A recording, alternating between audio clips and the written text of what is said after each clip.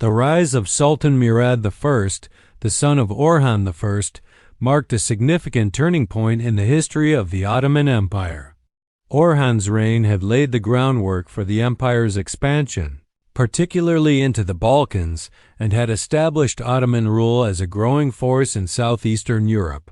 When Orhan passed away in 1362, Murad I ascended to the throne, inheriting an empire that was already in the process of consolidating its power in both Anatolia and Europe. What followed during his reign was a period of great military success, internal consolidation, and the further development of the Ottoman legal and administrative systems.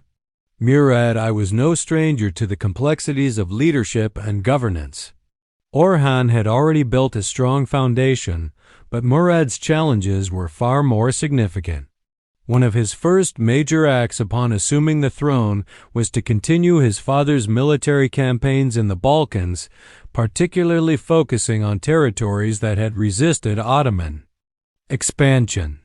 Murad's leadership was characterized by his ability to manage both the internal affairs of the empire and its external military engagements.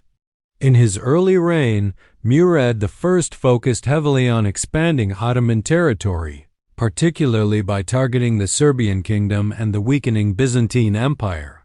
The Balkans were strategically important to the Ottomans, as they provided crucial trade routes and served as a gateway to Central Europe. Murad's military campaigns in the Balkans were swift and decisive. His forces successfully captured Adrianople in 1361, which became the empire's second capital and a major center of Ottoman political power in Europe. Adrianople's strategic location made it a crucial base for further military expansion into the Balkans, and its capture was one of Murad's early successes. The victory at Adrianople was not just a military triumph.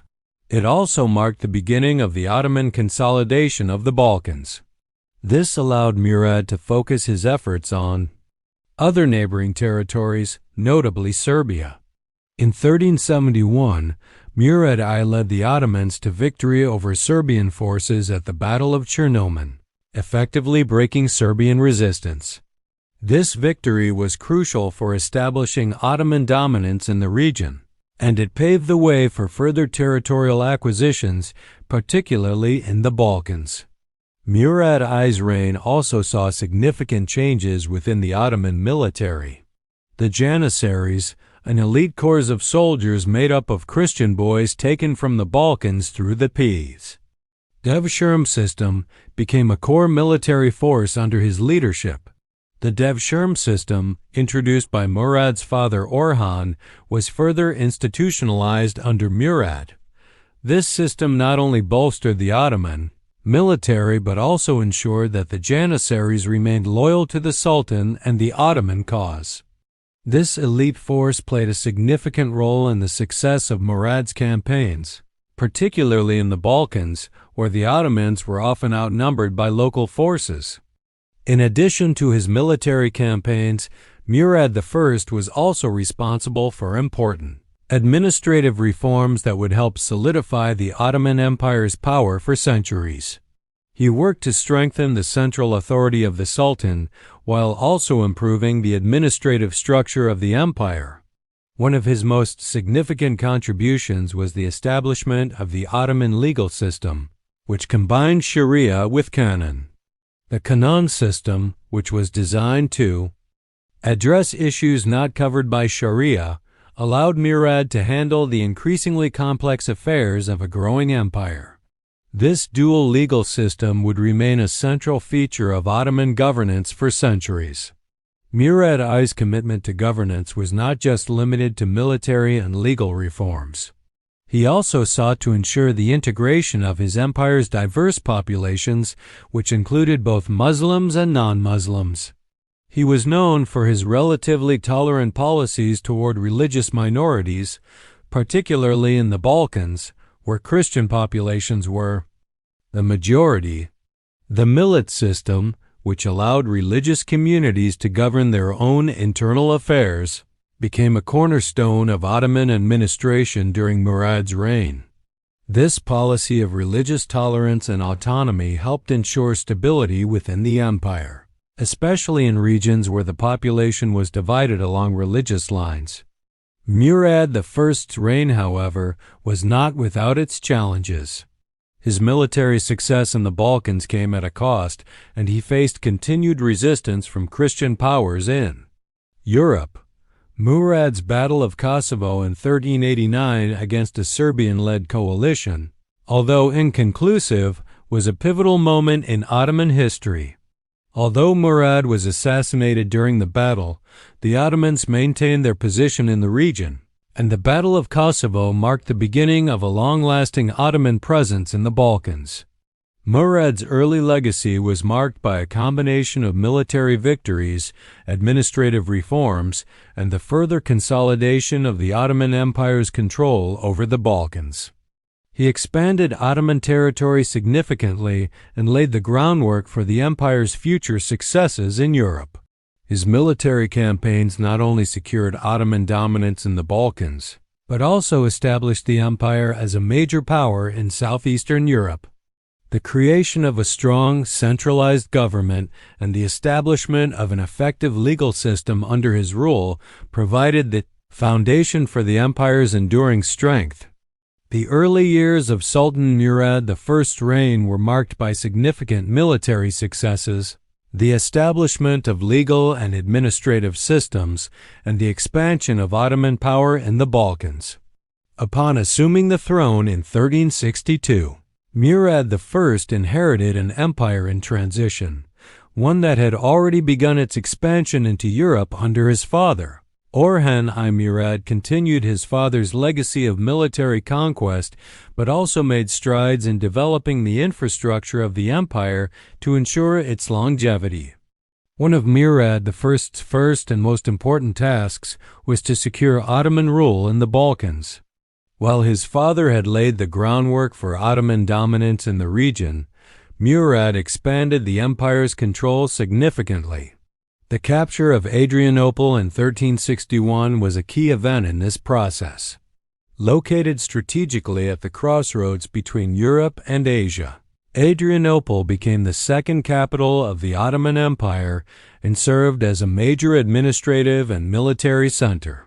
This victory was pivotal as it provided the Ottomans with a strong foothold in the heart of the Balkans, allowing them to launch further conquests into neighboring territories. Murad's success in the Balkans was not just about military strength, but also about diplomacy. He understood the importance of political alliances to support the empire's expansion. The Ottomans were skilled at using marriage and strategic partnerships to strengthen their position. For example, Murad I's diplomatic marriage alliances helped cement relations with neighboring states and facilitated the Ottoman military's continued success. Murad's diplomatic prowess, combined with his military ability, allowed the Ottomans to overcome much larger and more established forces, including the Serbian and Byzantine powers. Despite these victories, Murad's reign was not without its challenges. The Battle of Kosovo in 1389, one of the most famous battles of his reign, was a turning point. The battle, fought against the forces of Prince Lazar Rebelljanović of Serbia, ended in a stalemate. Murad was assassinated during the battle, which has made the event a symbol of sacrifice in Ottoman history. Although the battle was inconclusive, the Ottomans retained their control over the region, further asserting their power in the Balkans. The Battle of Kosovo cemented the Ottoman status as a dominant force in southeastern Europe. Murad I's military campaigns in the Balkans were accompanied by significant administrative reforms. Understanding that military conquest alone could not ensure the stability of the empire, Murad focused on creating a strong centralized government that could manage the growing empire. He established a more formalized administrative structure, introducing new forms of taxation, military organization, and legal governance. These reforms were designed to ensure that Ottoman control over newly acquired territories would be solidified and sustainable. One of Murad I's most important contributions was the establishment of the Ottoman legal system, which combined Sharia with canon. While Sharia governed personal matters such as marriage, inheritance, and religious practices, canon laws were enacted by the Sultan to address the growing needs of the state, such as criminal law and tax collection. This dual system of law helped ensure the smooth functioning of the empire as it balanced religious and secular requirements in governance. Murad's legal reforms laid the foundation for the later development of Ottoman law, which would continue to evolve for centuries. The establishment of the Janissary Corps, an elite military unit made up of Christian boys recruited through the Devshirme system, was another significant aspect of Murad's legacy. The Devshirme system involved the forced recruitment of Christian boys from the Balkans who were converted to Islam and trained as soldiers loyal to the Sultan. The Janissaries became the backbone of the Ottoman military, and their loyalty and discipline were crucial in the success of Ottoman campaigns.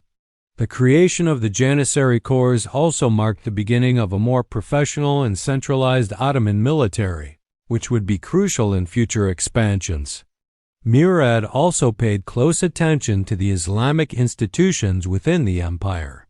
He continued his father's policy of religious tolerance, allowing for the practice of various faiths under the millet system.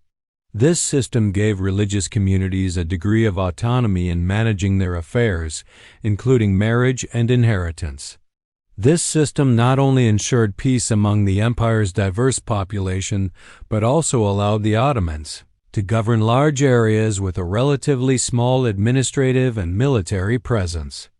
Despite Murad I's successes, the empire's expansion into the Balkans and its interactions with neighboring Christian kingdoms were not always peaceful.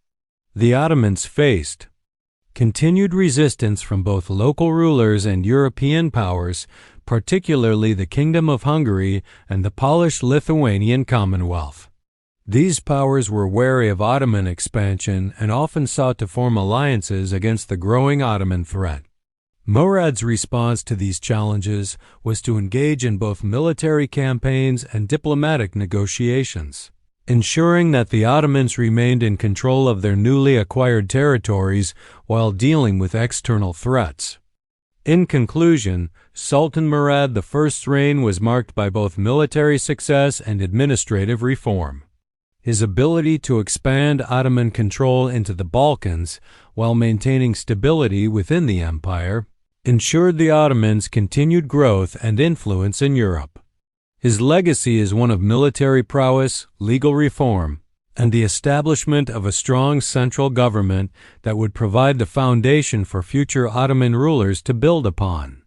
Murad's initial legacy solidified Ottoman power in the Balkans and set the stage for the empire's continued dominance in southeastern Europe. Sultan Murad I's reign, though marked by military triumphs and administrative reforms, also set the stage for the Ottomans to become a dominant power in both Europe and Asia. His strategic focus on the Balkans, combined with his reform of Ottoman military and governance systems, created a foundation upon which future sultans would build a vast empire. Yet Murad's legacy was not just defined by territorial gains and power consolidation, it was also shaped by his dedication to strengthening the Ottoman state in ways that would endure for generations. Murad I's decision to centralize power was perhaps one of the most crucial elements of his early legacy. He recognized that as the empire expanded, it needed a more structured government to manage the growing population, diverse ethnicities, and complex territories. As a result, Murad strengthened the position of the Sultan as the central authority figure, overseeing a more organized and efficient system of governance. He empowered viziers, the highest-ranking government officials, to handle administrative tasks and report directly to the Sultan. This system ensured that the empire's decisions were made quickly and effectively, allowing the Ottomans to respond promptly to external and internal challenges. Alongside this consolidation of power, Murad continued to build a cohesive and powerful military. The Janissaries, an elite corps that formed the backbone of the Ottoman military, became more organized under his leadership. The Janissaries, primarily recruited from Christian populations via the Devshirme system, were converted to Islam and trained as professional soldiers loyal to the Sultan. Murad's efforts to institutionalize the Janissaries allowed them to play an increasingly pivotal role in both Ottoman military campaigns and the political life of the empire. Murad's military expansion, particularly into the Balkans, was critical to the survival of the Ottoman Empire. The Battle of Kosovo in 1389, although it ended in a stalemate, was a defining moment in Ottoman history. Murad I's forces, despite being ambushed and facing substantial resistance from Serbian forces, were able to maintain their hold over the region. Although Murad was assassinated during the battle, the Ottomans still retained control over Kosovo, and this victory solidified their position in the Balkans. The Battle of Kosovo became a symbol of Ottoman determination and resilience, marking the beginning of the empire's long-standing dominance over southeastern Europe.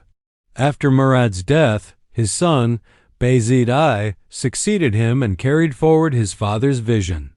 However, the challenges Murad faced in expanding and maintaining Ottoman power were far from over.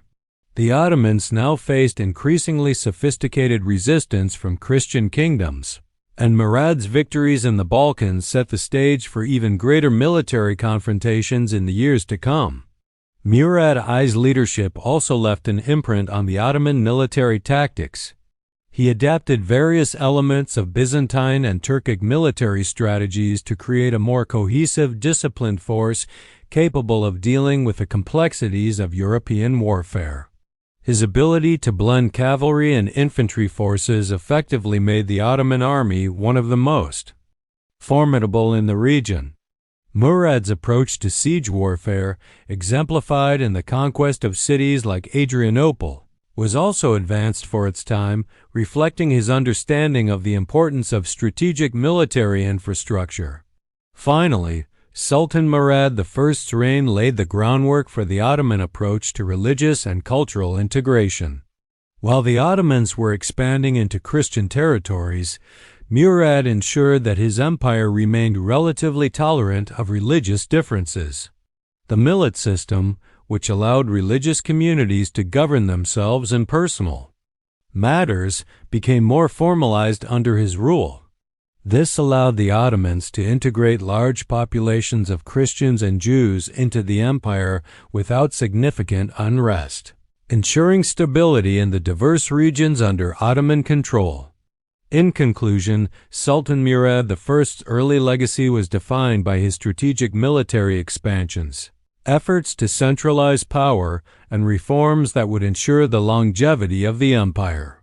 His leadership in the Balkans, combined with his military and administrative reforms, set the Ottoman Empire on the path to becoming one of the most powerful empires in history. The integration of diverse peoples and cultures, along with his institutionalization of military and governance structures, would become the cornerstone of Ottoman success for centuries to come. Despite the challenges he faced, Murad's reign marked the beginning of a new era for the Ottomans, one that would shape the destiny of Europe and the Middle East for generations.